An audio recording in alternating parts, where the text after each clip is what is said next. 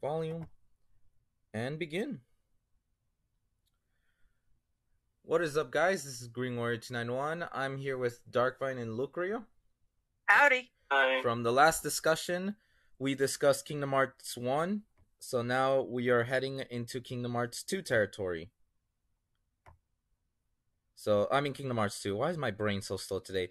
Well, technically it's the continuation of Kingdom Hearts 1, so in a sense it's the second game in the Kingdom Hearts series, but we're not talking about the god-awful Game Boy version, but the one that we're all accustomed to. Now, if you played the Game Boy version, please comment down below and tell us what you thought. How bad did you thought it was? Or how great that there are people who thought it was great, probably. Probably because Marluxia dies in the first fight and doesn't try to be an Ansem and keep fighting.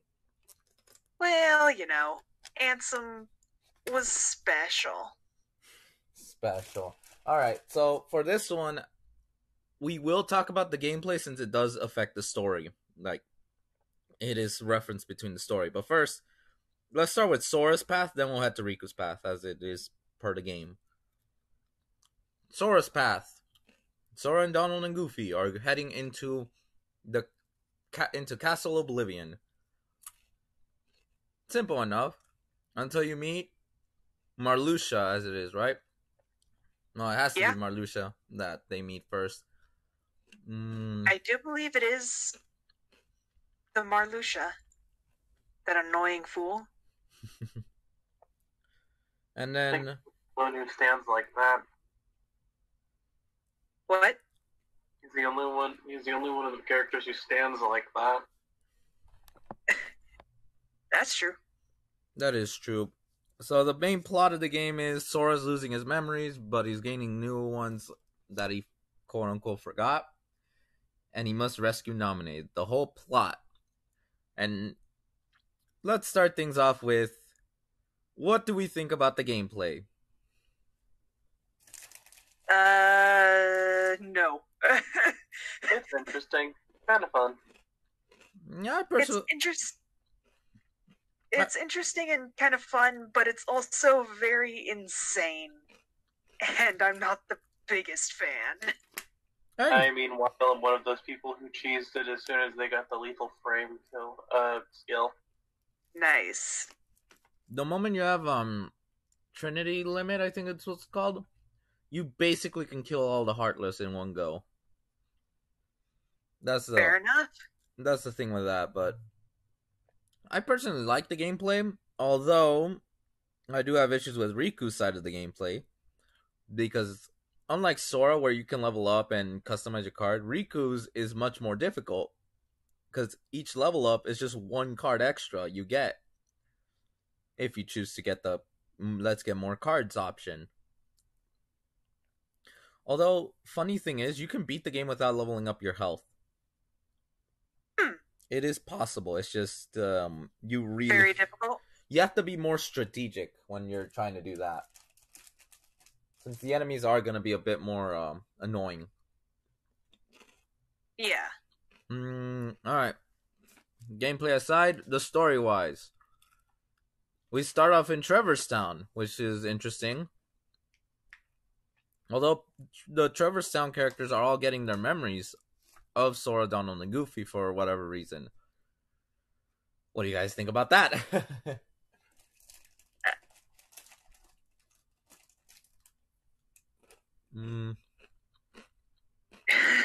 Honestly, not much. It just kind of exists. And then, Locria, you told me, like, prior to this stream or recording, that Aerith, I think that's how you pronounce it. Aerith. She is the only one who's aware of the castle. Yeah, she out of everyone in that out of all of those figments, she's the only one who's aware that they're not necessarily in a castle, but she remembers things that she shouldn't and knows things that she shouldn't. Or she forgot. She doesn't know things that she should, and she seems to know things that she shouldn't. How much I want to bet that's Nominee? Maybe so. I mean, because What other explanation could there be? Fair point. I always just chalked it up to Aerith being Aerith. What do you mean by that? Okay, have you met Aerith in Final Fantasy VII? She is an Aerith. That is all I can say because she is such a unique character.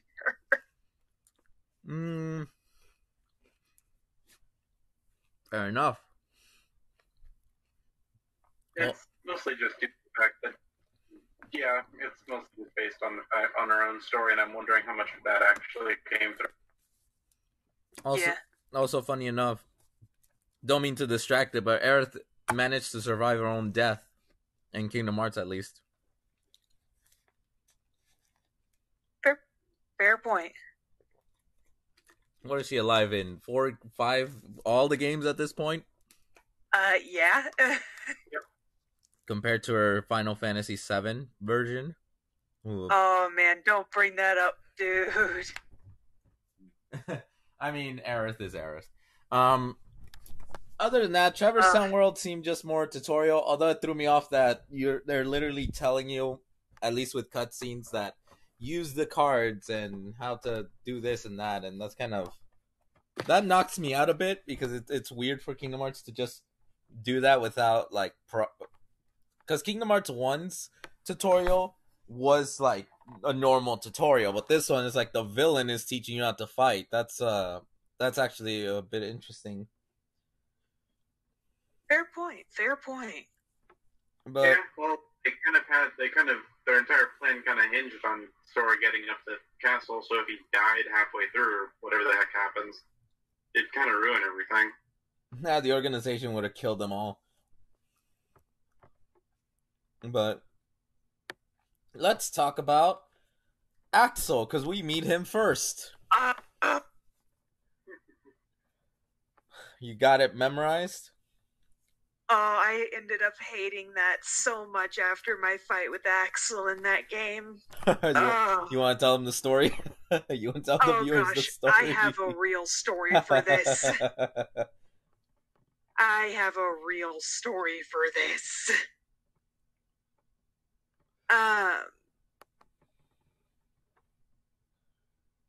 So what happened was I get into the fight with Axel, and partway through, I'm kind of dying, and I get a Donald card.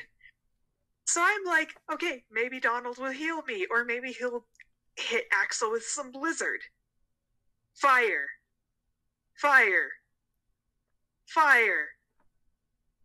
I was in so much pain because that healed Axel entirely, and I'd gotten him down to like half health.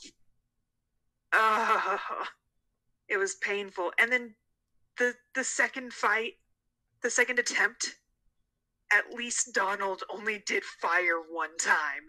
The next 2 times were like lightning or something. It's still so painful. Donald... Okay. Donald hates me. I back to gameplay for a second. Donald is the most fucking useless character. And that's not it. I mean, when I played him in one of the stream yesterday, and for those of you who are curious that it's a different time set, no video required, he was not as useless as he is in Rechain of Memories, which he literally cannot understand that for, like, you, Axel's fire base to heal with fire, shoot fire. Oh great, we're gonna die now. Like, Donald is useless. Goofy, at the very least, has something. But I digress. Other than that, Axel, when I was first introduced to him, like, Kingdom Hearts 2? But in Rechain of Memories, he's, like, very fun and collective as usual. Just more antagonistic than anything else. Fair point. But other than that, I think he's still a cool character regardless. Nothing will ever change the fact that Axel will always axe everyone. He's also wow. He's also the person who said the only swear word in the entirety of the Kingdom Hearts series. Wait, which one? He said hell in the original Chain of Memories. Hmm. That's true. That's true. Ha! Isn't that interesting? Okay, that actually caught me off guard.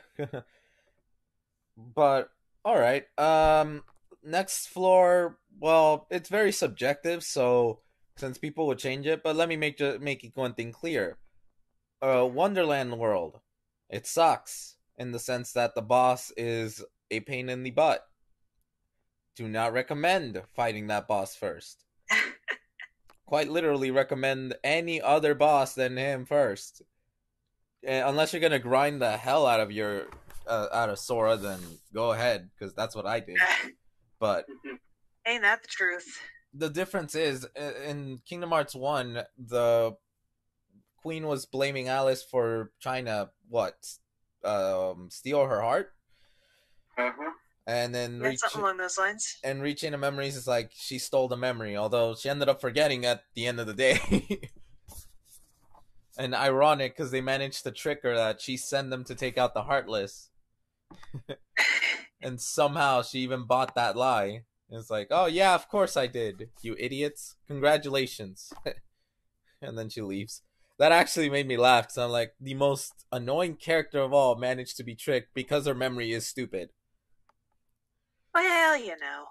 Although it fits the theme of, well, memories. How interesting. But aside from that, gameplay wise on that world, it is crap. At least the fight with Mr. Jackass with fire. But other than that, I mean, the world's fine, I guess. There's not much notable changes, like the Monstro world. It's normal, just without Riku. Halloween Town is Halloween Town-ish. It's not like it's the same plot but different. Instead of a heart, it's memories. And then Oogie Boogie himself forgets and just panics and starts attacking everyone, which is ironic. But same thing with him. I don't know what other worlds caught your attention, at least within the story, that is a little different but interesting.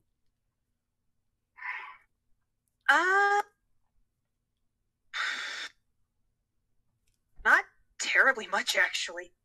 I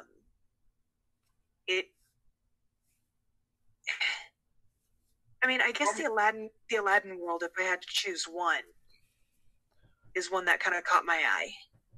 I kind of forgot. But it's kind of static for most of them. Like yeah. I mean, yeah. It's introductory scene, mid scene, boss, the end.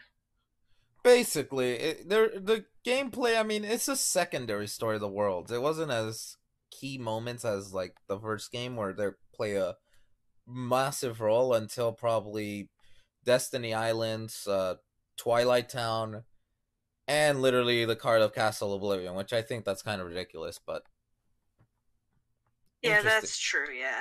And then I think the one world that I'm trying to think.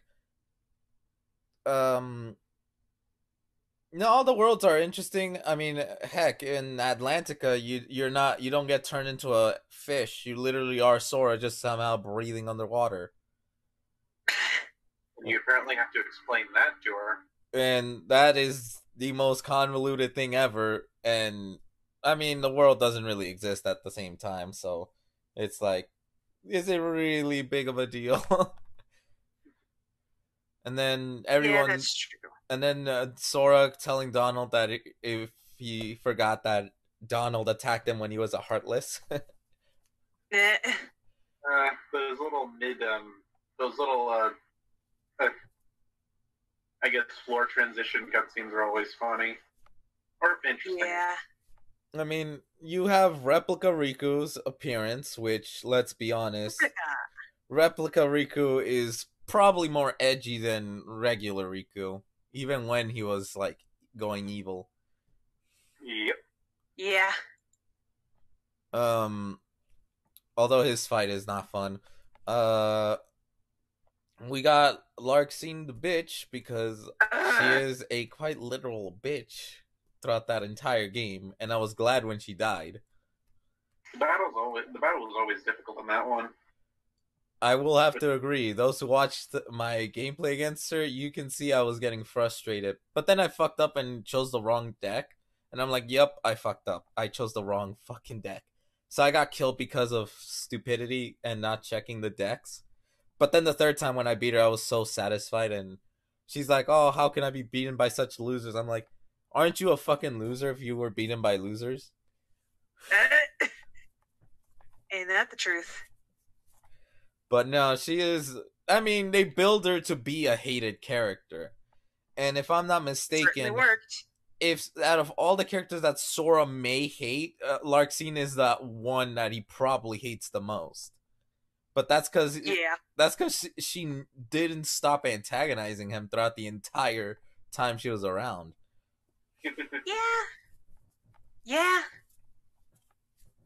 And then we got the plot with Naminé changing Sora's memories, which is this is the only game Naminé gets like so much screen time. Maybe you can make the argument for Kingdom Hearts 2, but they only use her for Roxas' part, which isn't much if in the grand scheme of things. But no, this is Naminé's game. This is honestly Naminé's game, and who here thought that she was her nobody? Like eventually when you played the game, and if you had no knowledge of it, that who was who's? Did y'all like felt like she was basically the placeholder for Kairi at this point? That Naminé was the placeholder? Yeah, like a placeholder, because Kairi was mostly the damsel in distress in the first game, and this one they need another damsel in distress. Otherwise, Sora could have just left the castle. Yeah, that's true. But although I should have mentioned the very beginning when Donald's just trying to summon all these magic abilities and nothing happens. And he can do it just fine when you summon him in battle.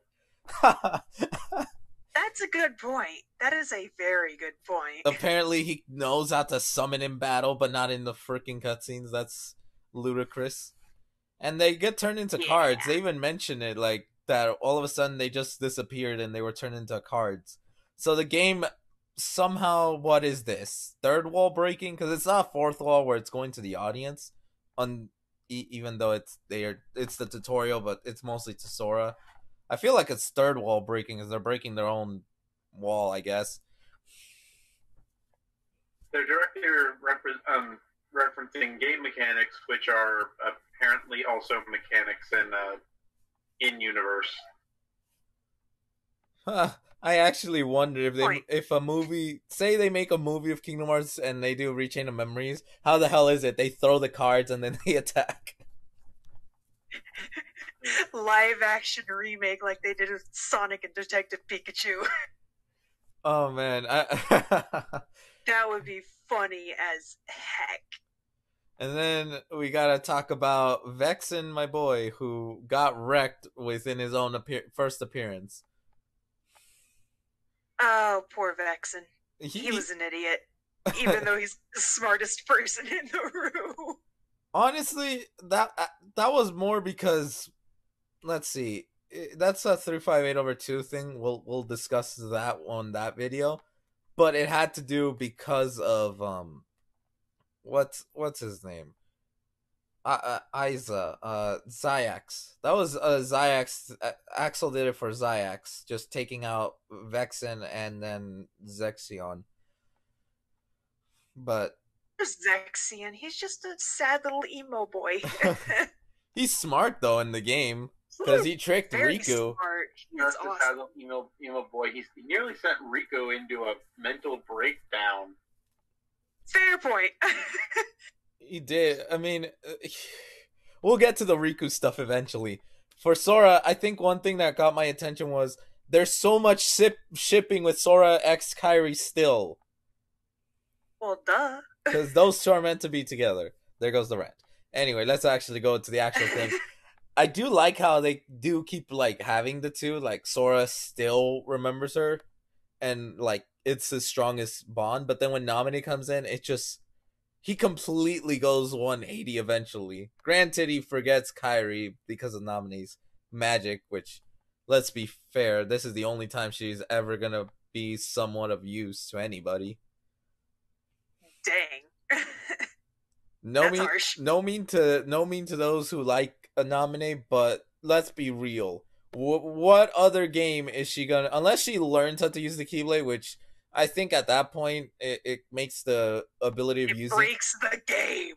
using a Keyblade is special. That's why whenever Sora got it, it's like it's special. He's a Keyblade master, quote unquote. And then Kingdom Hearts 2 played with the idea that other people can wield a Keyblade if they earn it, which Riku really did earn his own Keyblade made by his own sword. And then he gave it to Kairi, which makes me question a few things, but that will be a Kingdom Hearts 2 thing. But then it would be just ridiculous to have everyone have a Keyblade, including Naminé, because she's not a fighter. She's literally would be Kairi if she chose not to fight.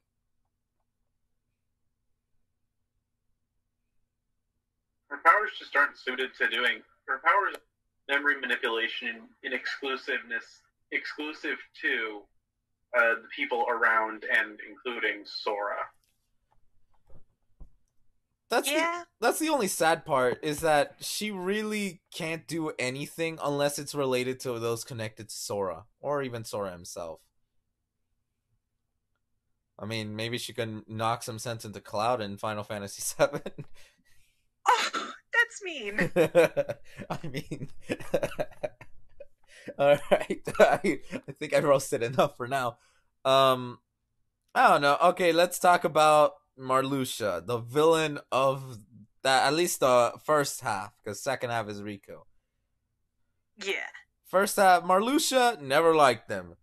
Well, I gained respect for him at Kingdom Hearts 3, but that'll be that. But for this one, he refused. He just refused. I gained respect for Marluxia in Union Cross, but that's a whole nother thing. That's a whole nother situation. It's similar to Ventus, but that'll be that. Marluxia, at least here, is like him and Larxene. They seem like they would date. Honestly, I see that. Oh my gosh! I see the two shipping, but the issue I have is, why are they going to betray the organization? That has never been any clearer. Are they just going to want to rule? What's their end goal, really? That was the only few questions we were left. But Marluxia is a villain, at least game mechanic. He refused to die. That's it. You beat him in the final boss, and then it's like, nope, it's a fake him. You beat him again in this stupid giant thing. And it's like, nope, I'm going to send you to another stage. And I hope you have some cards, because if you don't, you are screwed. And then he does those stupid OP abilities, which gives me Sephiroth flashbacks, and I don't like that. Yeah, I think it gives a lot of people Sephiroth flashbacks. But I think that's, at least that's not as Lingering Will flashbacks. Those are horrible. More horrible than Lingering Will.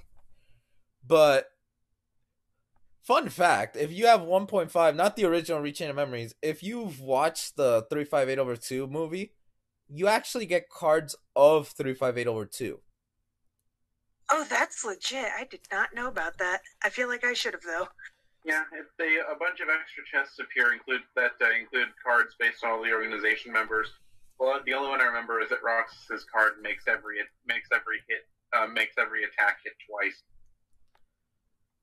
Oh, that I didn't know about Roxas's card, but that is actually gonna be interesting. Next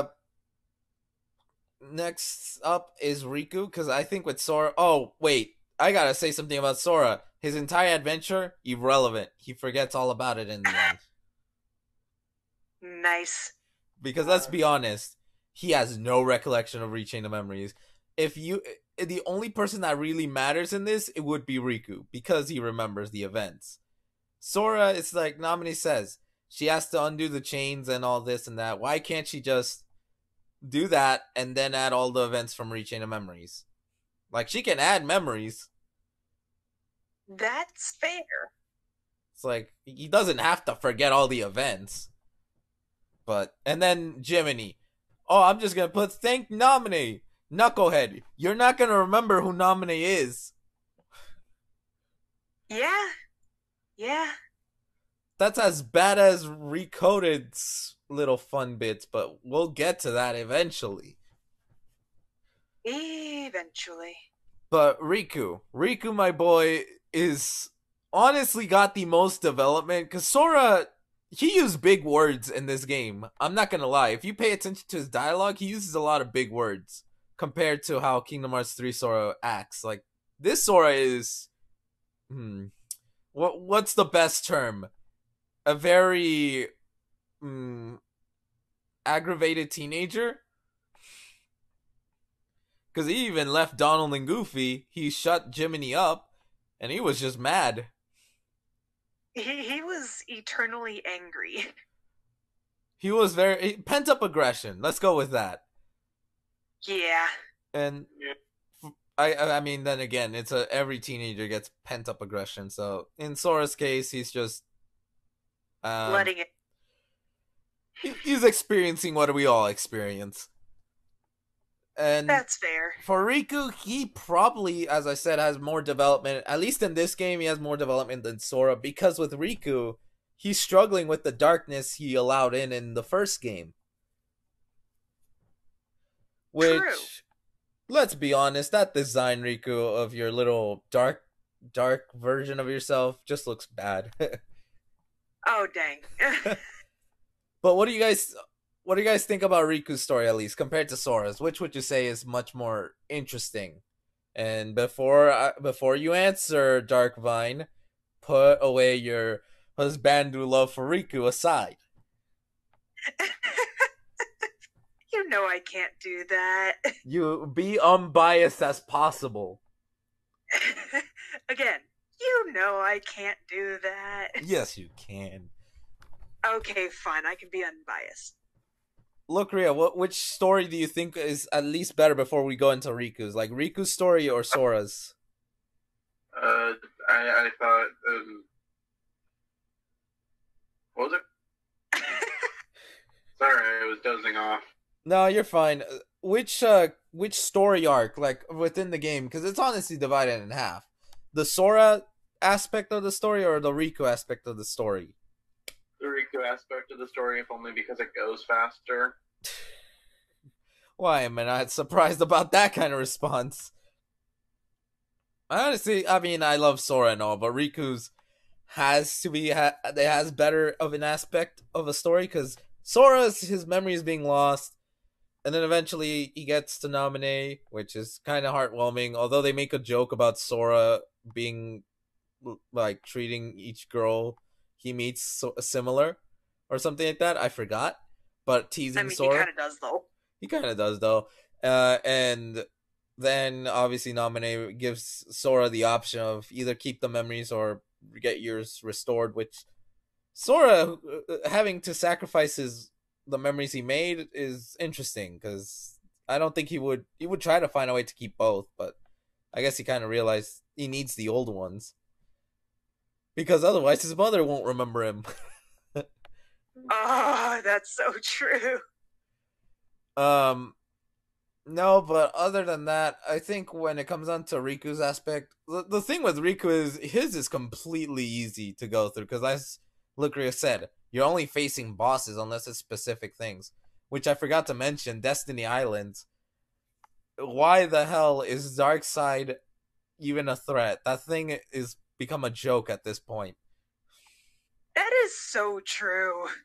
I mean, Kingdom Hearts 3 really did disservice to him, but in Rechain of Memories, it's like, oh, I'm gonna face you again. I've already like faced what the Tricks Master that honestly is the worst boss to face. Ursula. I hated Oh, that's right. I remember. Darkvine kept asking me if I could help, like at least beat Trickmaster and Rechain of Memories because she can't. Hey, I finally beat him. I finally. How long did that took you? Shut up, Green Warrior.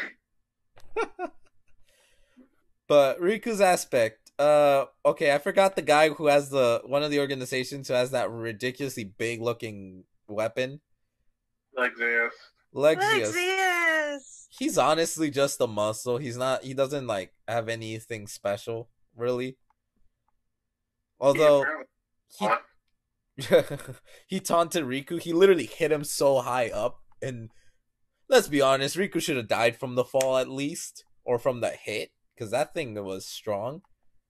Okay, Lexius punched Roxas in the gut. Apparently, he's a lot weaker than he looks.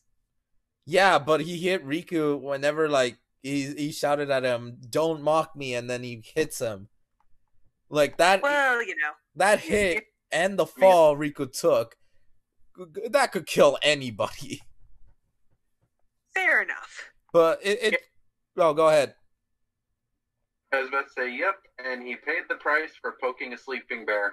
No, that's true, because after that, Riku just let the darkness, and Riku's darkness is... Let the darkness, he was unconscious. Yeah! That's giving me Dragon Ball vibes, but... But in the sense of things, yeah, he basically was unconscious, he basically wrecked him without, like, probably going at full strength. Which, then, let's talk about Zexion, the emo kid who grew up and was eventually wrecked by Replica Riku. Yep. I think for him, he really did cause Riku the most problems, similar to how Larcine caused problems for Sora. Yeah. But which one was worse? Like, which one actually puts you that, yup, this person can actually tormented the hero or our main character so much? Or I think the real tormentor was probably Larcine. Which one was the most effective? I think that's what I was trying to get. The most effective still Larcine, because she is... I have so many words for her. Some of them I should not say. Actually, quite a few of them I should not say. Locria, which one do you think out of the two? I say Zexion because he wasn't doing it just for the hell of it. Okay, that's actually a fair point. But then again, imagine what if Larcine didn't do it for the hell of it? Because if she can do it, if she did, go ahead. If she did it just trying to torment or not just trying to torment, but having a specific goal in mind besides just tormenting, then yeah, she might be pretty dangerous, and she might have been the more effective one. But since Zexion actually had a goal in mind, he ends up being more effective. True, because Riku completely had what? He had doubt? Well, not even just doubt. Because yeah, my poor Riku. And then he literally has the audacity to be Sora and use an ability that should be a gameplay mechanic, but it's not even now. And that actually is like, you're gonna die now. Riku's not gonna joke around now. Yeah. Although he didn't die by Riku's hand on it. Well, I guess he technically died by Riku's hand, but not really, because Replica Riku, the interaction between the two is rather interesting and confusing to a degree. Yeah. Because Replica Riku allows himself, at least in the beginning, to be like a puppet, and even knows he's a puppet, but doesn't give a crap about it. But then when Larcine wants to use him as the puppet he is intended to be, he fights that off for a bit, but knowing Larcine, she's stronger than him, and then he becomes the puppet, and then he wants to be his own person. And then he becomes the Rikuplica we all know and love today. Yep. Although the fight, it's interesting because he basically just won. He knows that as long as Riku is around, he's just a shadow of Riku, because Riku at that point in time no longer fears the darkness and is not like consumed by it or anything. Yeah. And then we got to deal with Diz, or I think that's what you call it, Diz. Diz. Yeah. Diz is mysterious and interesting. That's as far as I can go with this because it's more of a Kingdom Hearts 2 discussion and probably 358 with him. But Diz is more or less just like an advisor, I guess, a placeholder for Leon, if we're being honest. Or yeah, but for Riku. Yeah, like a Riku's version of Leon, just not as much of a fighter in terms of combat. Yeah, that's true. Then we can't forget Mickey Mouse. Oh gosh. Because first of all, Kingdom Hearts 1, he only appeared until the very freaking end. And then Kingdom Hearts Rechain of Memories, he obviously made frequent appearances and was even a card himself. Which I find it stupid that you have to have a Mickey Mouse card to heal yourself. Because then if you don't have a Mickey Mouse card and you can't get one, then you're basically screwed at some point. Yeah. I think that's my only complaint with Riku's gameplay. It's like it's so limited. Although I do like the little, if instead of like deflecting, if you both have the same cards, you end up in some kind of duel, and you have to quickly beat the other opponent's cards by having a lot and then doing some cool-esque moves that Riku can only pull off. And then let's talk about Ansem, the Seeker of Darkness. Fake Ansem. And more to that in Kingdom Hearts 3 because it's convoluted as hell. But yeah. Ansem, Kingdom Hearts in general is convoluted. Ansem is one of those villains that just refuses to die. He already refused to die in Kingdom Hearts 1 at the very end. But this one, he takes it up the notch that he's still there. Yeah. The dude... And then, of course, there's the multi-stage battle in Dream Drop Distance against him. He just doesn't know when to die. Let's put it lightly. Comparing him and Xemnas for a bit, he actually refuses to die. Despite having been beaten the most times out of any character. Or any main villain in Kingdom Hearts. Because Xehanort, you only beat him as Terra, honestly. And then, well, he kills him. No, you beat him as real Xehanort in Kingdom Hearts 3. No, well, Terra beats, well, I was going to get to that. Because I was going to say, Terra beats him, but then he commits suicide like Sora. And then Sora beats him like multiple times, but in the spam of games, he's only beaten twice. Xemnas is beaten in like Kingdom Hearts 2, 3 and Kingdom Hearts 3 days. Kingdom Hearts 2, 3. And then wait, it might be 4 because of 3D. Yeah, 3D is wait, where's don't you have to fight him in Days, or am I just being No, Days is that's Sayax. Yeah, I forgot. I'm sorry. So yeah, he's beaten in like 3 games. So I mean, if you count the Kingdom Hearts 1 cameo of his, but he's not actually like beaten, but I mean, I'm reluctant to count that one. I mean, it appeared in a cutscene in Kingdom Hearts 2, so it's canonized in a sense. Fair enough. But he wasn't like defeated in the sense that he died. So in the sense, we'll count that one out. So 3. And let's go to Ansem now. Kingdom Hearts 1, Rechain of Memories, 3D. Wait. You have to beat him in Rechain of Memories? Yeah, he's the final boss for Riku. Oh, freak, you're right. Yep. 3D, Kingdom Hearts 3. Huh, wait a minute. That's 4 times. Huh. 4 times. He's only beaten one more time than Xemnas. That's still the thing. Xehanort, well, it makes... I mean, he's the first villain, I guess, but... I mean, having the first villain constantly being beaten kind of makes his... Like, every time you face him, just like, oh, you again. It's like that stupid SpongeBob meme that when are you gonna learn your lesson, old man? It's very applicable. It's very applicable. Although it's mostly But applicable let's count how many times we have to beat Xehanort, as in the Nort Xehanort. Which one? The original. The Nort Xehanort. Ah, wait a minute. But isn't that also like Ansem? Oh gosh, no. You know what? We might. I am not. No, I'm talking about the one that has not possessed Terra. So not Terra. Actually, you know what? Let's count Terra Nort. Nort. I'm sorry, I couldn't think of another way to call him what he was. You mean that weird thing from Birth by Sleep? Wait, what? Never mind. You know what? We're getting off topic.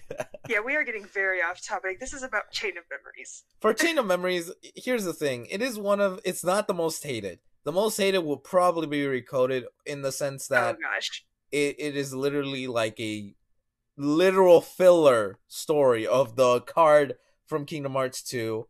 358 is hated because of its game mechanic.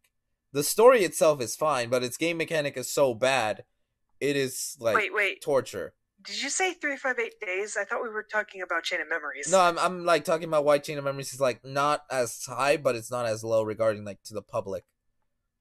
Honestly, I hate the gameplay mechanics so much. I think Rechain tried something different, and I don't mind it that different because it wasn't just let's change the game mechanics for the hell of it. It had a purpose because it was part of the story. So in a sense, you could twink it to kind of just be a normal Kingdom Hearts game mechanic where Sora's just fighting and stuff. But would you honestly want to do the same things over?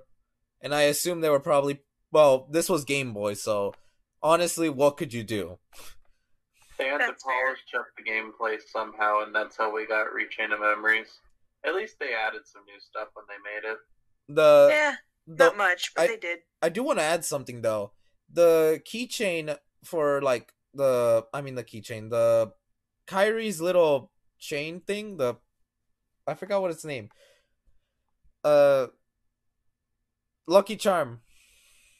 Like that in the Game Boy, the design changed whenever Sora like first pulled it out and says, "I'll always remember this because Kyrie gave it to me," and it was literally the Nominee Star. But in the Rechain of Memories version, we don't see the Nominee Star until Larcene points it out, which which gives you this. In the original version, the Chain of Memories, Sora already had started beginning losing his memories of Kyrie at that point in time because he hasn't like thought about Nominee. Because Nominee changing the thing means that she already starting her affecting this. But I think in the Rechain of Memories version, she's beginning that process. Yeah. So it's few little things that really do catch my attention, and it's pretty cool. The Marluxia fight is stupid. They should have just kept it to one because he's not that important of a boss. He's honestly that filler boss that you just want to get over with. I mean, he has that charm. He's trying to be a gentleman, but he's a gentle asshole. Huge ass. And then Ansem, Ansem at least has merit and a purpose in the story because I want to compare the two bosses right here. Marluxia as a boss to fight, he's tough, but toughness doesn't mean crap if you're just not interesting of a boss. That's fair. Ansem has merit. Granted, once you beat his ass once, that's it. He finally understood, yep, okay, you beat me. I'm dead now. Compare that to every other Kingdom Hearts time, but besides the point. For him, it's like he wants Riku to use the darkness, and if not, he just wants to take over his body at that point. Yeah. Because I think it's more or less a fragment of his darkness is just stuck in Riku since Riku got possessed by him, and it's trying to free itself, like try to at least possess the body and regain a body again. Yes, the 30-year-old man, the 30-year-old plus man wants the body of a 14-year-old. Well, 15. Oh my gosh. I am going to stay saying that until somebody stops me. Also because I can barely think straight right now. I mean, there's merit at least. There's a merit to at least Ansem because it's like he has a bigger purpose than Marluxia. Marluxia just wants to use Sora as a puppet. Well, you should have paid attention to Nominee more, which was your own fault. Axel, I love Axel. He's just like, oh, he disappears like he dies, and then like, nah. In the what's it called? In Riku's story, he's like, lol, nah, I didn't die. Which makes me question: did Marluxia knew he died or not? I mean, it's irrelevant either way because well, he dies. But although I will say this, I think Marluxia's death is more satisfying than Ansem's. Ansem is just somewhat annoying that he just screams darkness and then he just literally blows up the whole room with darkness. Yeah. And then Marluxia felt satisfying just seeing him just screaming the hell because he's finally dying a horrible death. That was so satisfying. So out of satisfactory of kicking the boss's ass, I think Marluxia's death was more satisfying. Ansem was just, I already killed you once. Your second death doesn't change anything. The only one that ever changed it was Kingdom Hearts 3, but this one was like, you just blew up the room with darkness. Is that even, you already did that for the boss level. Is that even fair? Although Mickey and Riku, like the duo being like a team is interesting because Riku is pure darkness in a sense and Mickey's pure light. So you have a combination of the two. That's a good point. So in a sense, you have the two sides like in being used for good. Facing off against, well, Zexion, I think he was only annoying because he kept taking your cards. That's true, but I mean, like we've started repeating stuff now. I feel like we're circling. Yeah, I think there's only so much we can say about Rechain of Memories. I think Rechain of Memories, although here's a story though. I will say the story.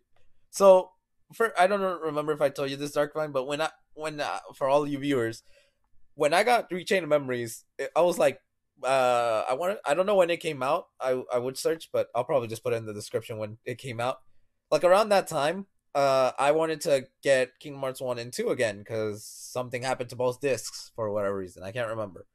And I found that. But my brain thought, oh, it's 2 games in 1. That's actually pretty cool. But not realizing that it's just a side story I wanted to know. Because it was like, why the hell is Sora stuck in a ball? At least that's what I thought. Like, why the hell is he there? Who the fuck is Roxas? What the hell is all this? Yeah. I was one of those people who where to start, so I started by reading the Kingdom Hearts 2 manga like a fool. No, but it was just like and then I was corrected. I was eventually corrected, and then I played the games in order.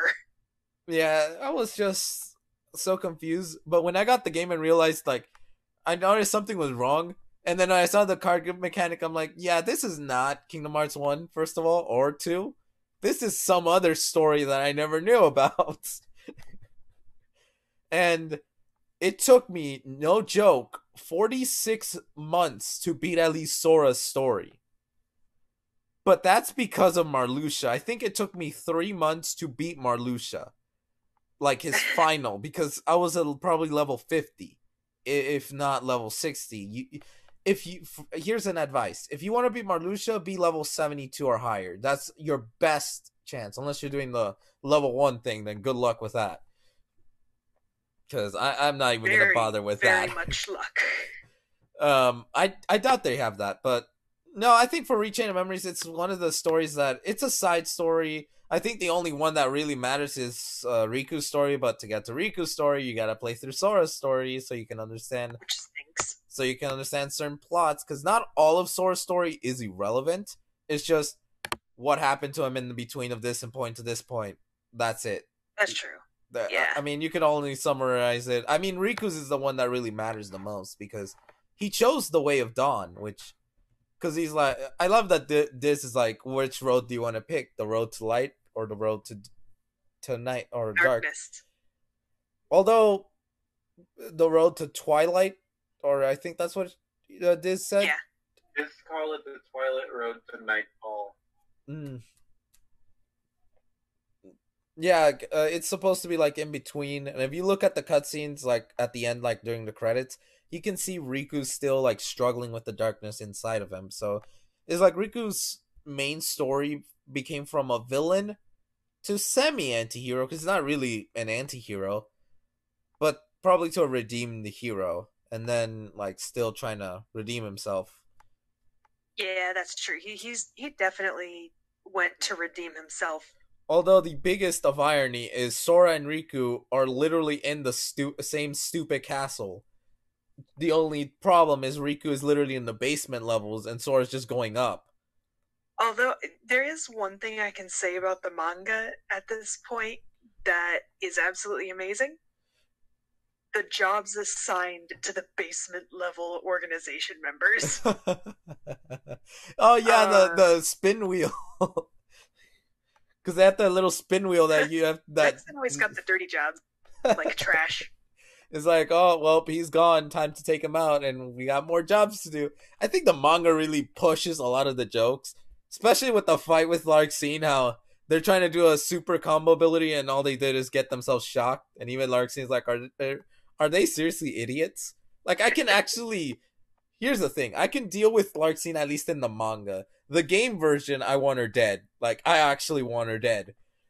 The manga is semi-redeemable. I mean, she's still a bitch, but a funny one at that. That's as far as I can go with. That's true. At least they have union benefits in that one. A soda machine in the meeting room. That is also very true. You gotta admit, the manga really does love that to do that. Although, there's one thing I got annoyed though about Rechain of Memories that I never thought is they took out Tarzan, if I'm not mistaken, and yeah, I don't think that world was in there. And I don't know what other world that they took out, because they took out I think 2 worlds, if not 1. Just Tarzan, I think. Yeah, I think it was just Tarzan. That I felt that was very disrespectful to Tarzan's world. Yeah, they had a reason for it. I mean, yeah, I get it. You can't really go further with the plot because it's over, unless you're gonna do the it was legal trouble. Probably that. I mean, if it's that, then fine. But I feel like if it wasn't that, I mean, they could have at least put it or something. But if it's legal things, then okay, I get it. Because first of all, it's like it caught my attention that Tarzan isn't in this game, and I actually do enjoy Tarzan. But no, to wrap this up, give your rating of Kingdom Hearts Rechain of Memories, because I'm gonna give it a 7.5 out of 10. It's not that bad. I can enjoy it, but regarding story, I think the only one that really matters is Riku. Part of Sora's, but mostly Riku. I'm gonna give it a solid 5.5. Eggplant. Although, wait, dang it, I forgot what I was gonna say. It had to be related to Riku. Dang it. Although, I remember. Rechain of Memories a solid 5.5 because the gameplay, because it has so much to do with the story, it's just so awful that I cannot get past it. And then on top of that, the whole thing with Sora's story being like 90% irrelevant. Although, let's be honest, this is the first game that you have a playable Riku. That's not just for like a certain point in time, like a full-on Riku story. Yeah, that's fair. Although, let's be honest, Game Boy kind of fucked it up with its mechanics. That's very true. But that is the end of the video, guys. This is Screen Warrior 1 with Darkvine and Locria signing out. We will see y'all next with the 358 over 2 days discussion. Bye-bye, everyone. I'm going